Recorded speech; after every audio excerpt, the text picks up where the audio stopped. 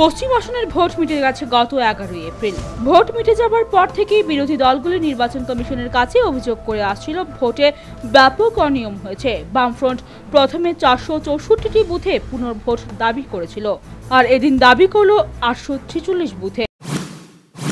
আরো ডিটেইলস আমরা করছি।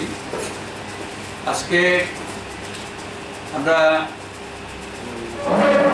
ইলেকশন কমিশন অফ ইন্ডিয়ার কাছে আমরা পার্টির পক্ষ থেকে যে লেটার যেটা আমরা দিয়েছি তাতে আমরা বলেছি যে এই কনস্টিটিউয়েন্সি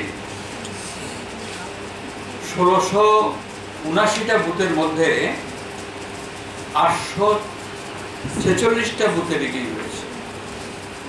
846 মানে মোর দেন 50% বুথে রিগিং হয়েছে। তার মধ্যে পশ্চিম ত্রিপুরা আসনে যদি নির্বাচন কমিশন আবার ভোট করলে বামফ্রন্ট স্বাগত জানাবে বলে জানান সিপিআইএম রাজ্য সম্পাদক। আংশিক এছাড়াও মানে যেখানে যে ভুলগুলোতে হয়েছে সেখানে হচ্ছে যে এরা এই শাসক দলের দুর্বৃত্ত বাহিনী তারা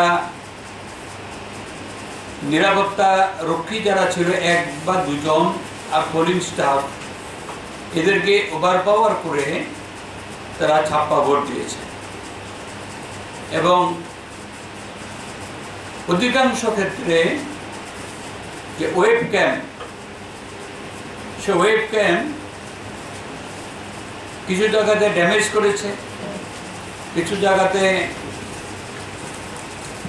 লেন্সটা ঘুরিয়ে দিয়েছে, কিছু জায়গাতে কালো কাপড় দিয়েছে বা এমনিতে কাগজ লেবেল দিয়েছে যাতে তাদের অপকর্ম আড়াল করতে পারে।